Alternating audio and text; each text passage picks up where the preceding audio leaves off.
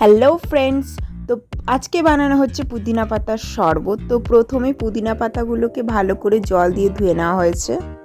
তারপর দেওয়া হয়েছে জলজিরা এবং কয়েকটা লেবুর রস এবং স্বাদ মতো বিট নুন আর চাট মশলা দিয়ে দেওয়া হয়েছে। সব কিছু মিক্সড হয়ে গেলে স্বাদ মতো চিনি এবং কয়েকটা হাজমোলা গুঁড়ো করে ভালো করে একটা পরিষ্কার কাপড়ে ছেঁকে নেওয়া হয়েছে। লেবুর যাতে সেন্টটা আসে সেই জন্য কয়েকটা লেবু পাতা কেটে ছড়িয়ে দেওয়া হয়েছে এবং দুটো হাজমোলা গুঁড়ো দেওয়া হয়েছে। আর সব শেষে যেটা দেওয়া হয়েছে সেটা হচ্ছে সোডা। মোটামুটি একটা সোডা বোতলেই কিন্তু 4 থেকে 5 জনের শরবত হয়ে যাবে এবং চাইলে তোমরা পরিমাণ মতো জলও মিক্সড করে দিতে পারো, তাতে কোনো অসুবিধা নেই। যে কোনো কোল্ড ড্রিঙ্কসের দোকানে এই সোডা বোতল পাওয়া যাবে।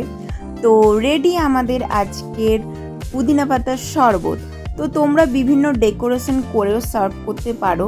আর পুদিনা পাতা কিন্তু আমাদের শরীরের পক্ষে খুবই উপকারী।